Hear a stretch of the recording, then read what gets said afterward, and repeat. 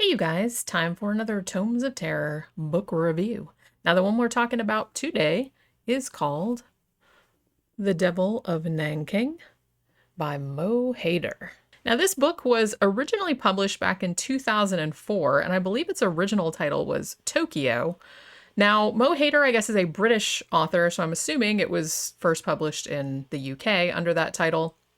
It seems like they changed the title to The Devil of Nanking for the American market, and I think they had that listed as 2010, so I guess it was like several years afterward. Now, I guess Hayder, this is the first book of hers that I've read, but like I said, she's a British author, and she kind of made a big splash with her first novel, which came out in 2000, I think, which is called Birdman, and subsequently has made quite a career for herself doing mainly thrillers. She does something called the Walking Man series. Some of her stuff, I think her novel The Treatment was even made into a movie in Belgium, so, quite successful in that genre. Now, this is also sort of I guess you would call it a crime thriller, but it has kind of like a different spin on it. It's not like a real traditional, you know what this reminds me a lot of? It reminds me a lot, if you guys saw, and we reviewed it on the show a while back, but the Ridley Scott movie Black Rain, which I think came out in 1989, that had Michael Douglas in it. This reminds me very much of that, in the sense that it's sort of like a crime drama. There's Yakuza stuff in it, and it's kind of like a cultural clash type of thing. And it also has a lot of historical detail in it that's actually really well researched and like integrated into the story. So you're essentially following two stories in this novel. The first story, set in the present day, is about a girl, or a young woman rather, named Gray. Now that's not her real name, but you never find out what her actual name is. That's the only name she's ever known by. And she was named that, I guess she was in a mental hospital for a long time, and her, a friend of hers at the mental hospital named her that because she kind of looked and acted like an alien, like a Gray. So she just kind of adopted that for herself. Gray is a fascinating protagonist. She was apparently, and that's one thing, if there's one thing I could knock this book for, is like I was really intrigued by her backstory, because Hayder gives you like some hints of what was going on back then, and but it's kind of like unspooled really slowly. But a lot of her background is kind of a mystery, not so much what happened, but why it happened, like why she's the way she is. But that said, she's still like a really interesting character, but I wish that I had known like a little bit more about her. So she's this young woman, and I guess she grew up in a really weird household. Like her parents were really overly protective of her, and they wouldn't let her read certain books. I was like, they wouldn't let her watch TV or anything like that. So she's very, very sheltered. And she has like this weird thing where she doesn't really know anything about anything. Like she doesn't know anything about how the world works or anything like that, which is a source of great frustration for her. However, when she was a kid, one book that was in her parents' house that I guess they, because she makes a big deal about them being really careful about what books they allowed in the house. But there was this one little book that apparently slipped through their net, through the radar, under the radar. And it was this little orange book, and it mentioned the Massacre of Nanking, which, if you didn't know, it's like a real historical thing. It actually was kind of underground information for a long time, but I think most people know about it now. But it was essentially the Japanese coming into China, into Nanking, which was then, the capital of that portion there, and massacring, some people think 350,000 people. We're talking, corpses damming up rivers, so many bodies that people mistook it for a mountain from far away, like just these terrible, terrible atrocities. So that is kind of like the background of this. So she is reading this book, and she has become, for whatever reason, which, like I said, they don't go, you kind of find out a little bit later on why she's so fascinated by the Nanking Massacre. She's like obsessing about it. And she finds in this little book about the massacre this little kind of offhand comment that apparently there was a film taken, back when it was going on in 1937. And it showed a particular atrocity that she has a particular interest in or a particular fascination with. Let's say that. So as she gets older, she kind of grabs everything she can grab. Like, she becomes obsessed with the Nanking Massacre, and particularly with finding this mysterious film, which nobody seems to know like where it went or where it happened. It was almost kind of like a rumor that was mentioned somewhere, and like nobody has been able to find it since then. So she becomes obsessed with finding it. Now, at some point before the events of the book, she does something that ends up with her being in a mental hospital. You don't find out what it is until pretty much the end, but she ends up in there for a while. And while she's in there, like I said, she becomes, more and more obsessed with the Nanking Massacre. She just draws pictures of it. She has like all these notes and everything. So she tries to go to university, like to study war atrocities and things like that. But then she kind of drops out. And then she decides that she is going to take what little money she has after she gets out of the hospital, and she is going to track down the person that supposedly made and or owns this mysterious film, if only so that she can tell people that she didn't just make it up. Because I guess one of the things is that whatever was portrayed on this film, I think that people in general that know about this massacre didn't think that things like that happened. And she is convinced that this film exists of this happening. And so she wants to kind of find it so she can convince herself as well as others that she's not crazy, that she didn't imagine this mention of it that was in the book so long ago. So she ends up going to Japan. She speaks some Japanese. But like I said, she has pretty much zero money. She didn't really make much of a plan. Like I said, she's very naive in a lot of ways and doesn't really know much about regular life or doing like practical things. So she didn't really, she went to Japan with like most of her last money that she had, and she didn't really have any plan other than, hey, I'm going to find this guy that supposedly has this film, and then that's kind of as far as it went. So she goes to this university and she meets this guy who supposedly has this film, and his name is Shi Chongming. And he was Chinese. He was, he's still Chinese as far as we know. And he was actually a witness to the Nanking Massacre. He lived there back in 1937. And he is supposedly the one that has the film and or made the film. And he is now a visiting professor of sociology, I think it is, at a university in Tokyo. So she goes to see him. It doesn't go as well as she planned. He basically denies that he has the movie. He just doesn't want to talk about it. And so then she's kind of left at 6s and 7s, and she's kind of out in the streets of Tokyo, homeless, like with no money or anything like that. Now, fortuitously, she's kind of getting ready to sleep on a bench or whatever. And this weird, I think he's an American dude. I can't remember if he's American or British or something like that. But he kind of comes across her in this little, shrine or wherever she's staying at. And he says, well, she's like, I don't have any money and stuff. And he's like, well, I can give you a place to stay. I live in this really big house with these couple of other roommates that work at a hostess club here in Tokyo.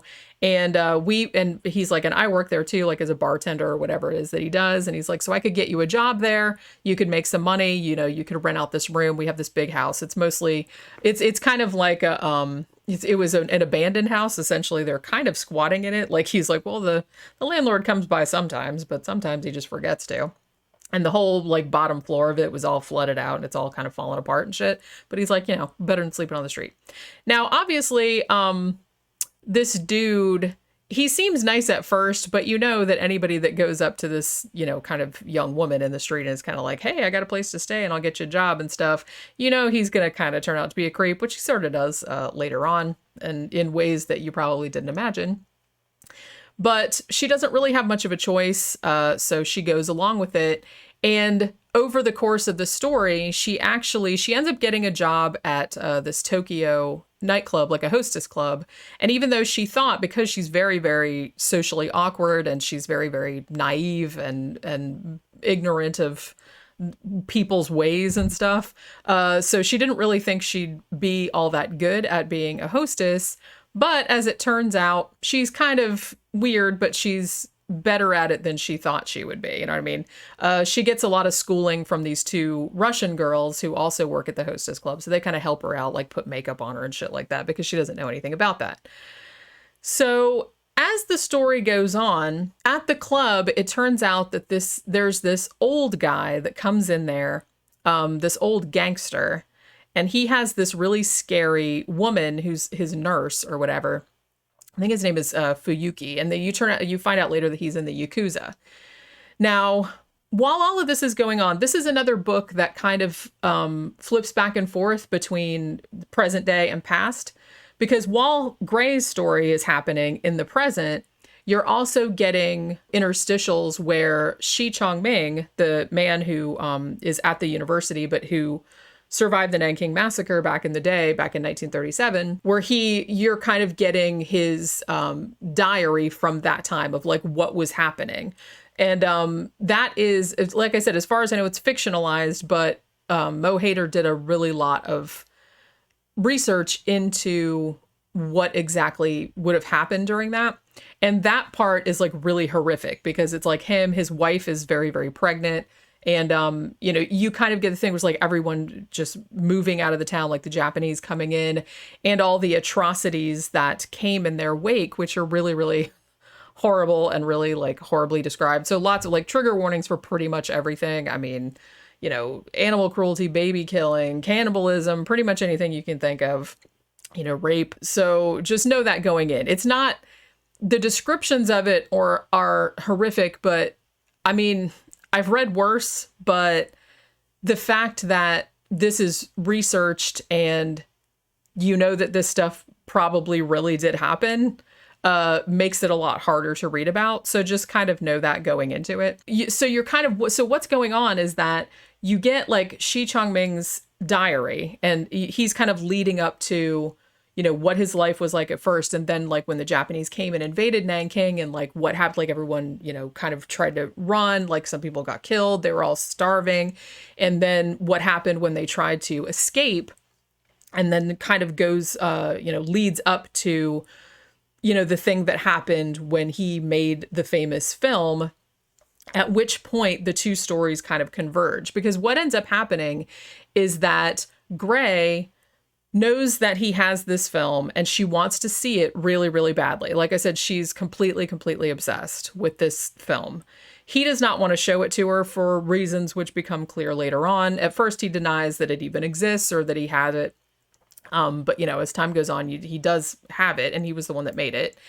So they kind of, after a while, they do a lot of back and forth. She keeps bugging him. He keeps trying to put her off, but finally she's just like, look, I'm not going to leave you alone until you show me the movie. So finally he says, okay, well, I'll make you a deal. He's like, I will show you the movie if you, because he knows at this point that she works at the hostess club and that Feeky, the Yakuza boss guy, goes there all the time, and that he, likes her particularly, and that she's been to his house for like parties and stuff. He's like, okay, well, Feeky has this thing. He's like, I don't really believe it does this, but he believes it's something that makes him live forever. I don't think it's like makes him live, like, I don't think it makes him immortal. Well, he believes it makes him immortal. And he won't tell her what it is. Like, he's just kind of like, he's like, well, I'm not going to tell you what it is because I don't want you. He's like, well, I don't really know. So I want you to find out. Like, so if you're at his house, you have to like snoop around, even though obviously these are like Yakuza people and will just like, kill your face like immediately. So it's super, super dangerous. But she wants to see this movie so bad that she agrees to do it without really knowing exactly what she's getting into. So that's kind of the bulk of the story. So the past, the shit with the diary, and her present are intertwined in ways that are not immediately apparent. So it's almost kind of like, it's kind of leading up to this big climax where you find out how their fates are sort of connected. Now, as I said, this is, it has like horrific elements to it, but like I said, it's mostly a crime thriller. And I think one of the best things about it is that I really, really liked the culture clash element, because she is British, and she's, even though she knows Japanese, she knows a lot about Japanese history, but she's never lived there before, and she's kind of clueless about life in general, not just in a culture completely alien to her own. Just even the stuff about her just like navigating through everyday life and just doing regular shit is just kind of like really endearing, I guess. I don't know if I'd call her a likable character, but she is for sure a relatable character. The other characters, this is kind of like one of those books where all the characters are sort of colorful or not quirky, because that seems like rom-com-y, but they're like weird in different ways. Like I said, Jason, the one guy that she meets, who initially offers her the place to stay and the job, he turns out to be a total freakazoid who is into her for sort of nefarious reasons. Then you have Feeky and his nurse, who is essentially this big, scary woman who's just, she's almost like, the way that Hayder describes her, she's almost like animalistic. She's like this really, really big woman with these really big hands, and she has like, she always wears a wig and you can't really see her face. And there's hints that she's done like her trademark method of murder, because of course she's like a Yakuza enforcer, and she's like one of the most feared ones in Tokyo. And the way that she kills people is really really, really disgusting. So she's like a really, really scary character. There's also like really endearing characters, like the two Russian girls that also live in the house with Jason and Gray, and they're super cute. And the woman that runs the hostess club, what is she called, Madame Strawberry or whatever her name is, and she thinks that she wants to be Marilyn Monroe. So she has had plastic surgery to look more like Marilyn Monroe. She has copies of all of Marilyn Monroe's like iconic outfits, and you know, the cigarette on the thing and all this other kind of stuff. And she's like a really good character too. So there's all these kind of like strange characters in this really strange place, in this really strange situation, with this backdrop of Yakuza crimes and war atrocities and stuff like that. If that sounds like a strange combination, it sort of is, but I don't know. Something about it like really, really worked for me. Also, I will say too that the writing in this is just so, I loved the descriptions of Tokyo. I mean, the descriptions particularly of the house where they're living, which, like I said, is sort of like semi-abandoned, and this just like wild garden in the background. And it's just like the descriptions of it are really, really beautiful and like really, really evocative. And as I said, I really dug Gray as a main character, even though like I said, I don't think I'd call her a likable character. It's like, she doesn't seem like someone you'd want to hang out with particularly, but she was like a really fascinating character. And I kind of wish you do get into her head a little bit, because, you know, the parts that are in the present day are in the first person. They're from her point of view.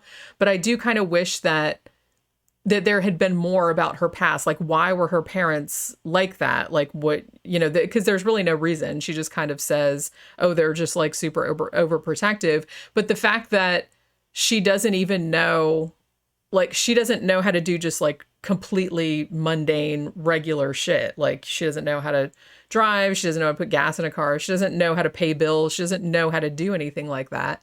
And it's just really interesting. I would have liked more about why her parents were like that and why.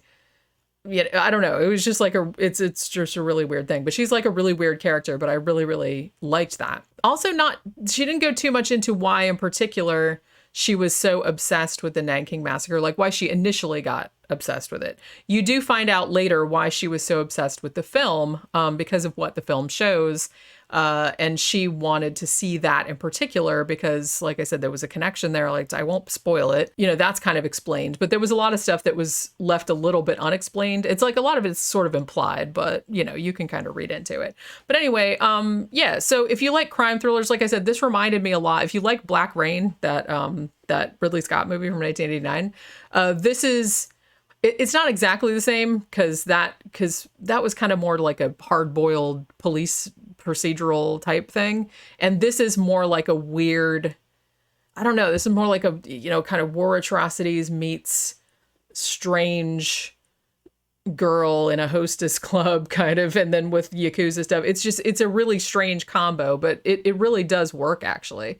And it's interesting because I was reading some of the Goodreads reviews, and a lot of people really dug her first couple novels, which I think were also crime thrillers. But some people, like a lot of people really liked this one, but then some people couldn't really hang with it. And I'm not really sure why, because I just thought this was really, really cool. And it's something that I don't think I've ever read another crime thriller that was written in this particular way, or that was in this particular setting. And I think that the novelty of it was like really cool, because it's not really structured exactly like a standard thriller, and it has like a bunch of different elements to it that you don't usually see in more standard kind of examples of the genre. So I really, really like that. So if you're looking for a crime thriller that has kind of something different and has kind of like a historical touch to it, like I said, trigger warnings for pretty much everything. A lot of the shit that's described in here is pretty horrific, and probably more horrific because a lot of that shit did happen in real life. And so that's pretty disturbing. But yeah, so if you're looking for something like that, I would definitely recommend this book. It's really, really good. I had a really good time reading it. As weird as that sounds, is because of a lot of the shit that happens in it is really horrifying.